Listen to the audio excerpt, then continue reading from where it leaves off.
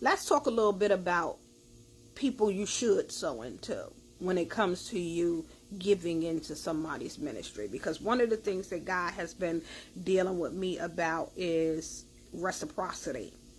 Many of us don't understand that the kingdom is big business, and we are about our Father's business. And this whole business that we are in, it belongs to the Father, but we are to help to build the business, the kingdom, through reciprocity. A lot of us get caught up in money. You think money is greenbacks, but money is not greenbacks. Money is whatever you exchange for something else. You are making a transaction, and there is an exchange from one good to another, from one service to another, from a good to a service, or whatever the transaction is. There is a transaction. There's reciprocity that is taking place. Just like when you put a seed in the ground, you're going to receive from that seed whatever the fruit is that is on that tree. You know, it may not happen right away, but you are going to receive. But in the reciprocity and in the kingdom being big business, the kingdom business is about giving and receiving. It's not about just things being off balance. So I don't want people to think that because I talk about stop sowing seeds into people who are not, giving you anything in return, or who are giving you a word, or for paying for a prophecy and things of that nature. I'm not saying that you should not sow seeds. So good soil is what you should be sowing into. And good soil consists of, when you give, you are receiving something. You are receiving a solution.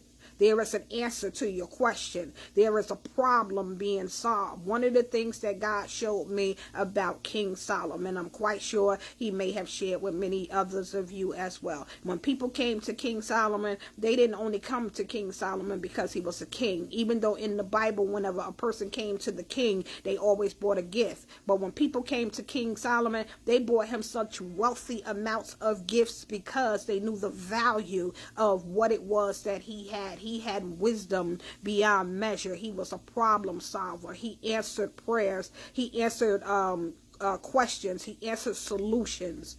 He gave solutions to solve problems, and what he gave to people, they were able to take back into their kingdom, into their business, into their households, into whatever it was, and to multiply that thing. And not only multiply it, but get the fruit and continue to duplicate. Maybe not that same information that he gave out, but in the wise way that he was able to teach people to creatively use what it was that they had in their hands, to take it back and to grow that thing and to build that thing, or to become that thing, or whatever it was. The information that he shared, it was so valuable that it solved the problem, it answered a question, it gave a solution, it even answered prayer. So whatever it was that he put his hands to, it was because it was information that God was giving him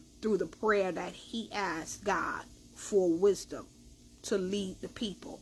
And the wisdom that God gave him was the wisdom that helped him to get wealth. He had the power to get wealth through the wisdom that was given unto him. But you don't hear him asking or charging a fee. And it's saying nothing about, I'm not saying anything is wrong with that. Because when you give, or when people give into you, you should be more than willing to be able to give back into them. On these platforms, there are sometimes people that you meet who give such valuable information, not just on TikTok, but on Facebook, on YouTube. I met some people on YouTube who they gave out such free information, free webinars, free content, like things that we should have been paying like $1,500 for and thousands of dollars for, things of that nature.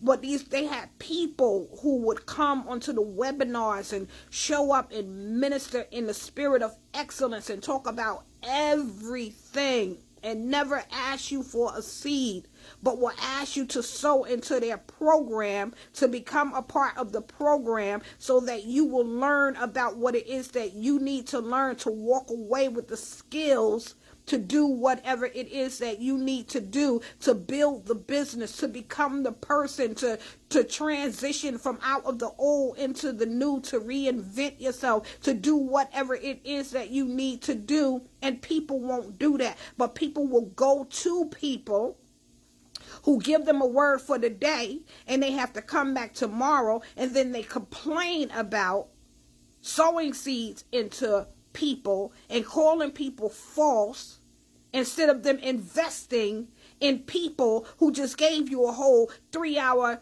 3-day, 5-day sometime webinar for free. And then in the end, they ask you to sow into what it is that's going to help you, that they have already put into position. And we complain and bicker and fuss and fight about, oh, they charging people for this and charging people for kingdom work and charging people for that. And I'm not talking about me, because I don't have that type of structure set up. But what I am saying to you is, there are many of you who got the whole game twisted, because you don't understand reciprocity. You don't understand that the kingdom is big business. But when you sow into the kingdom, you should be getting something out of the kingdom, not giving people your money and you're wasting. You waste not, want not. You are wanting because you are wasting, instead of you looking at who offered you and gave you for free, and then gave you an offer to come in and to receive and to sit and to get more life-changing information that's going to help you to develop, help you to build, help you to grow, help you to become.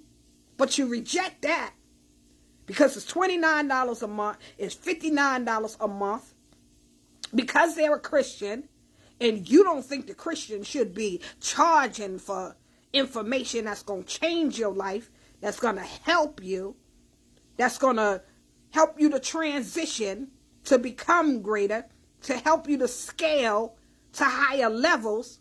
But you'll go to somebody and they'll give you a word, and you'll send them your whole paycheck, or give them $50 for what you could have paid $29 for a month, and kept the information, re-listened to the information, and also be able to go back to the information and draw from the information, where the person who gave you a word for right now gave you a word that you got to go back to them to next week or tomorrow or however soon to get another word from. But then you complain about doing kingdom business, big business, which is kingdom business, which is God business, with God's people who want to give you something that's going to change your life, because they shouldn't charge, because they're Christians, because they shouldn't, because they're doing the Bible. But you get a word from somebody who claimed to be a Christian, who's not doing anything to change your life, but giving you something for the moment, to comfort you, to make you feel good about yourself, talking to your soul, giving you what you want to hear instead of what God wants you to hear, not changing your life, leaving you in the same situation. Like, think about that. Kingdom business is reciprocity. When you sow into good soil, when they came to Solomon and sowed into Solomon, they took away life-changing. They got to exchange. Reciprocity. The seed was sown so that they can grow the tree and produce fruit that's going to give them branches that's going to extend off a whole tree, and they be able to continue to eat off of that. But we don't understand that the kingdom is big business, but it's God's business that God put in place for you to be blessed, and not for you to sow in dead soil that keeps you coming back and not feeding you or giving you anything. The kingdom is big business, but it's God's business. And when you sow right, you get blessed right. Stop complaining about people charging you to bless you, but you'll give to people who rob you in dead soil.